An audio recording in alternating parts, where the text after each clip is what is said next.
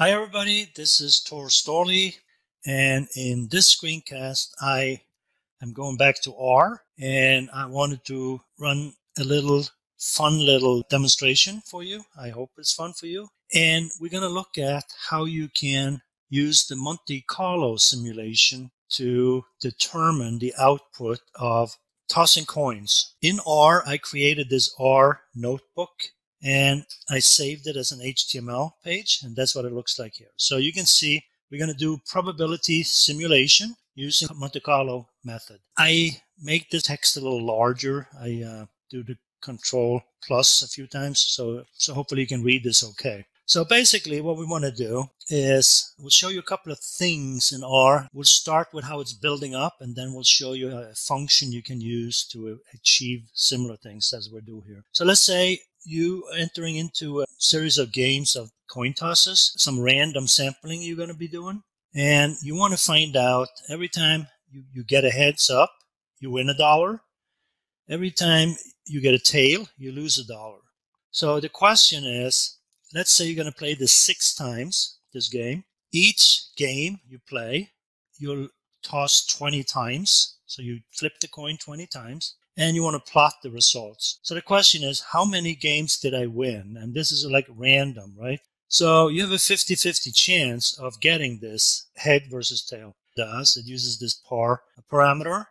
I'm creating 2 rows and 3 columns. This is equivalent to a vector, if you will. In Python, you can think of it as almost like a list. I'm doing a for loop. I'm creating a variable I that's going to hold a number from 1 through 6. So that'll be like a range object in Python. So we're going to repeat this 6 times, in other words. So I is going to change from 1, 2, 3 for every loop. Then I have another variable called winner.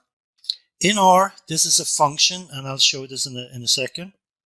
It takes a random sample of things, and you give it a vector. So here I'm saying -1 is a loss, 1 is a win.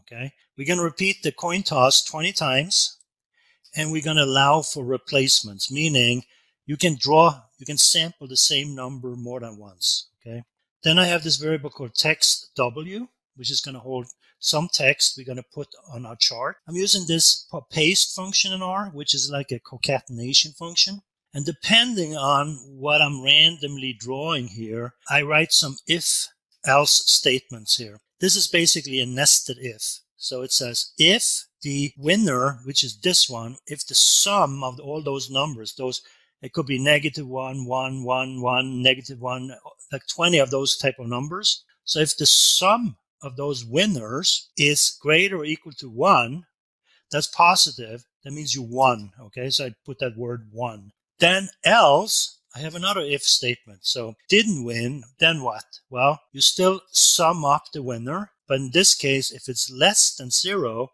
you use the word lost. Otherwise, you broke even, meaning 10 out of 20, you break even. So it becomes 0. Then I want to plot it, and then I use another R function called cumSum, which stands for cumulative summing up. So let's say you have 1, -1, -1, 1, 1, 1, 1, 1, and so forth.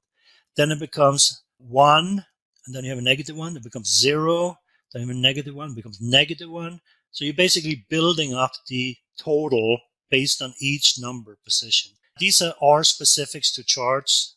This is the Y limits, meaning my range in the Y direction would be from -10 to +10.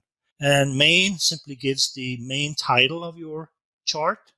I use this concatenation function, and I write some text.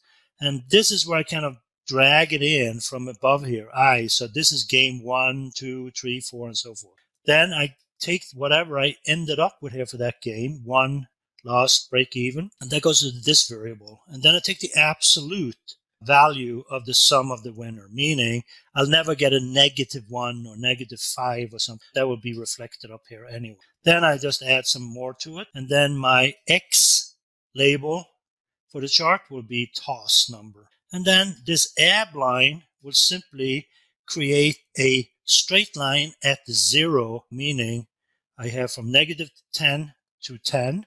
This will draw a straight line at the 0 mark. Okay. So when you run this, I can run this so you can see it in R. So I'm going to put it here. And when I run this stuff, you're going to see this. So notice you're getting this 2x3 chart. And here's that text thing we talked about.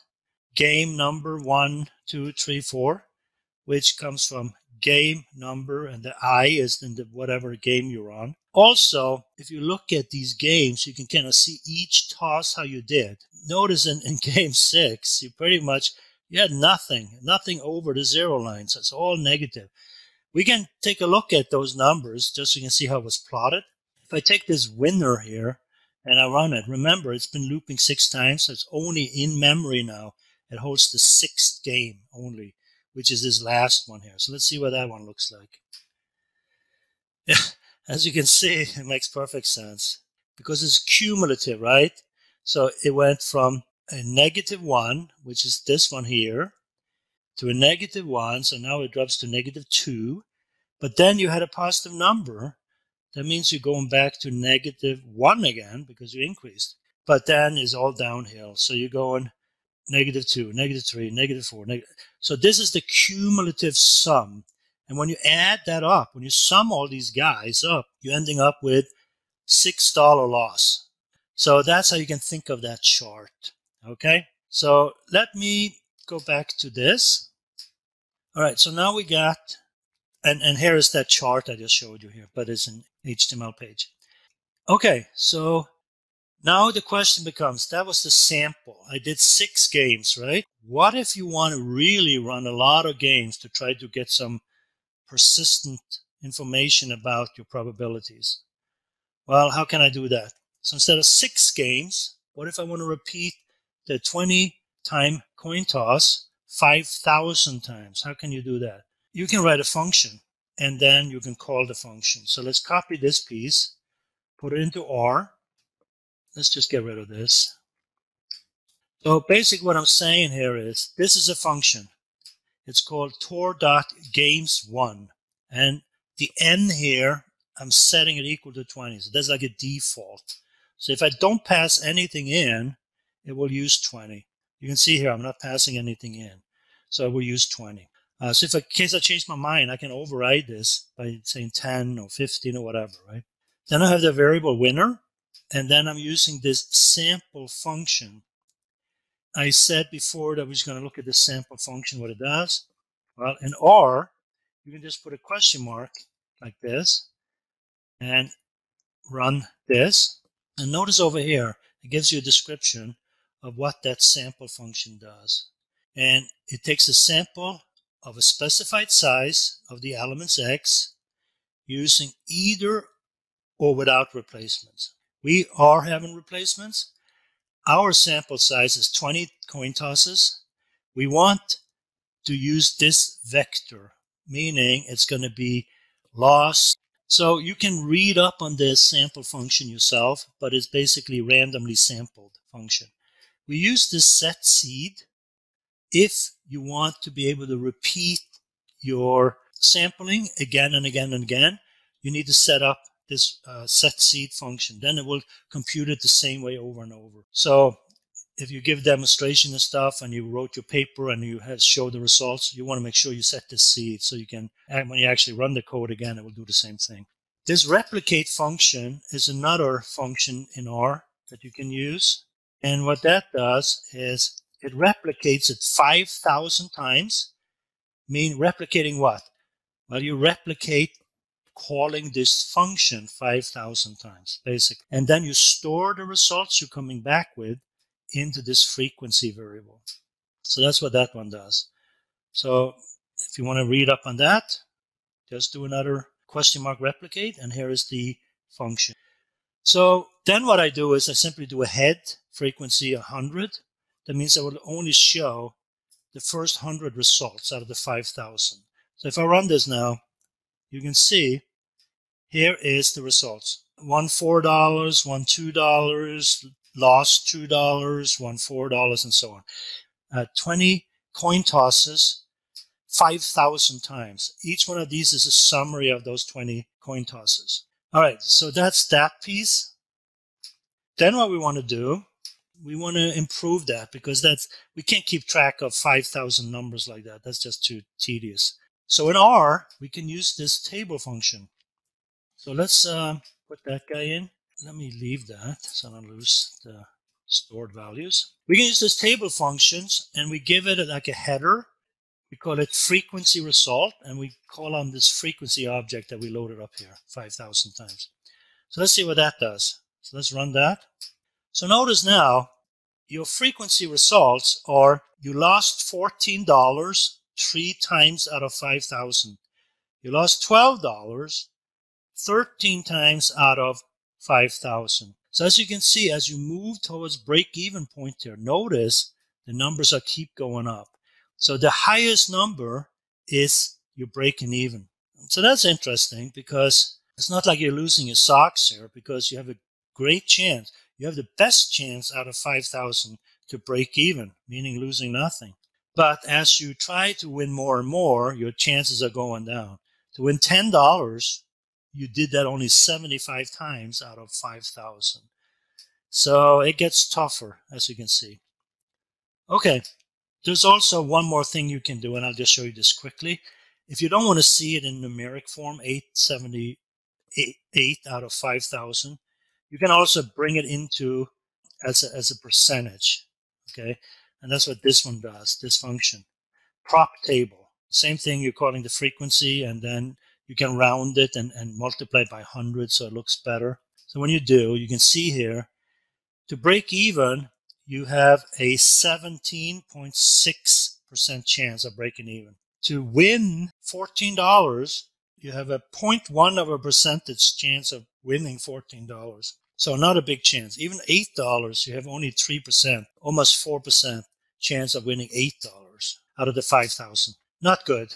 Anyways, let's keep moving on. So you can also plot this. If you want to see it as a histogram based on those numbers, you can plot it. So let's just do this. I'm going to run that. Here you can see the histogram here. So at 0, as you can see it down here, 882. So that's this top peak here. So 882. All right. So next we're going to look at how can I do this same thing, but a little more efficient. Now I'm going to show you how we can do something similar by using one of the functions built into R. There's something called binomial distribution. R has a lot of different functions you can use for, statistics and other things. Let's go through a couple of examples here so you can get an idea of how to use this. So here's an first example how to use this binomial distribution function. Let's say you work at an airport. There are 5 flights that are going to arrive today. And historically speaking, if you use the actual data, so you have this in a database, and then you run a query over it and you figure out how many of these flights historical has been late. Well, it turns out that based on your historical data, 20% has been late. So the probability of this particular flight is going to be late is 20%. So then we ask ourselves, well, what are the probability that no flights are late? What are the probability that one flight is late? Well, in R, you can use these functions. And if I take this function here and I put it into R, and let me clean this up now. Control L to get rid of it. Select everything, delete it, and then paste this in. This function, if you will, by the way, you don't have to do a question mark like this. You can go to packages and try to find it that way, but this is just faster. It takes a vector like this. It takes the size of your sample, which is in our case going to be 5 because we have 5 flights, right? So our vector, we're just going to say 0 because it's just an A number. We're going to say, hey, what are the chances no flights today out of the 5 are late? That's what we're saying.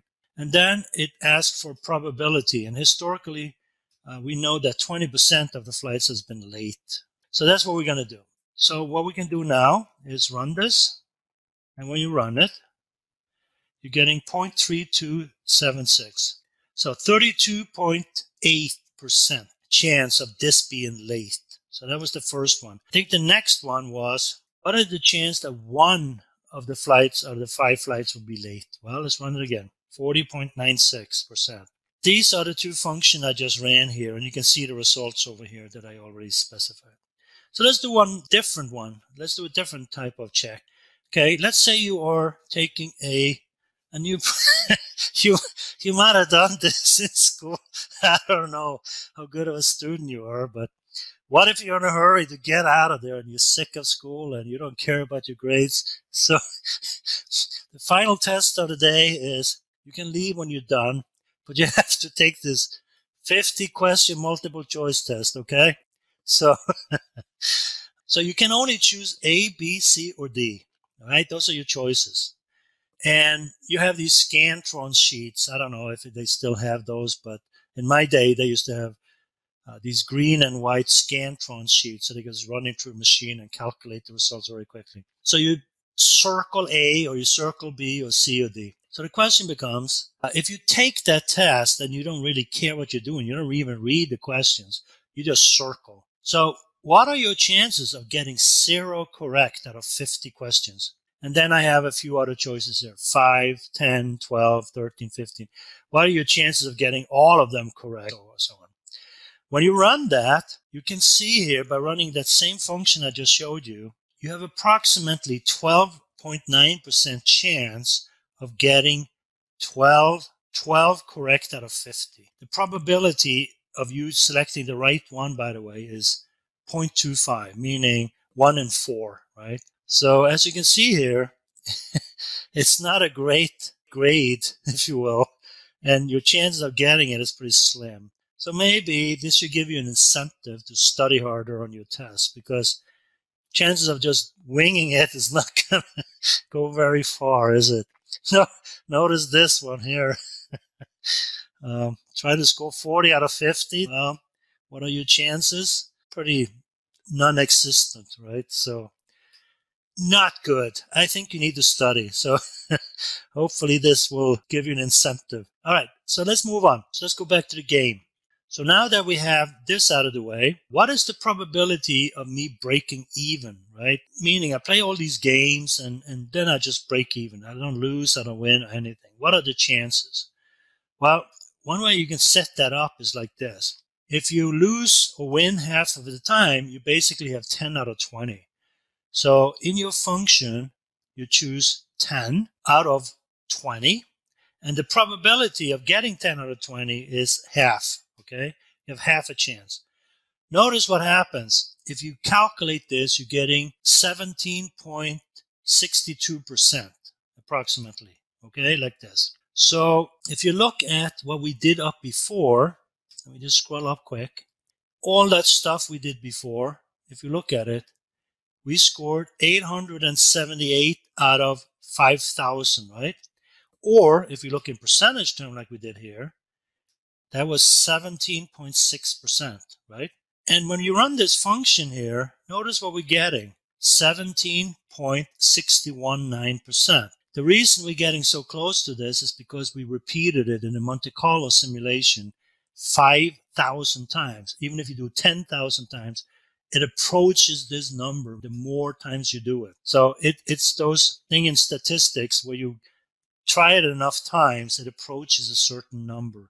And that's what happens here.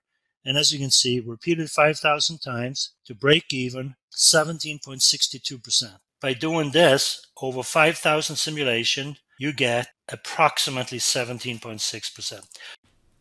So all the tests we've done so far using this dbinom function is really looking for the probability of having exactly this number of right answers. So it's, in this case, you're looking for what are the probability of having exactly 12 correct, all right? We're not looking for less than that or anything like that, but it's exactly. Here is exactly 13. So it tells me here that for 13, there is a 12.6 chance of getting exactly 13 correct answers out of the 50 multiple choice questions. So there is another function in R we can take a look at. That one is called, let me bring up my R Studio.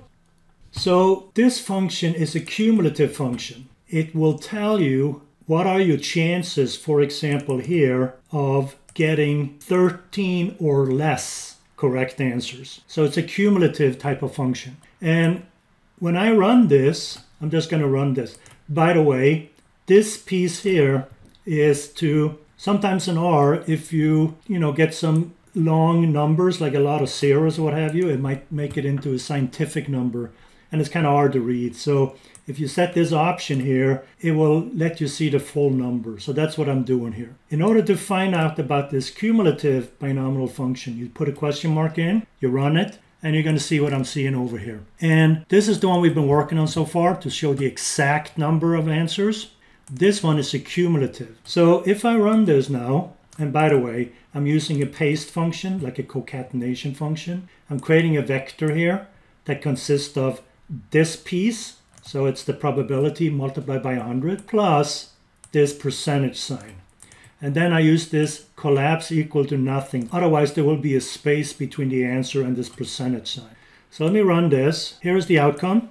And as you can see, starting with 0, it tells me that the cumulative sum here is very low. You can see that it is almost 0, right?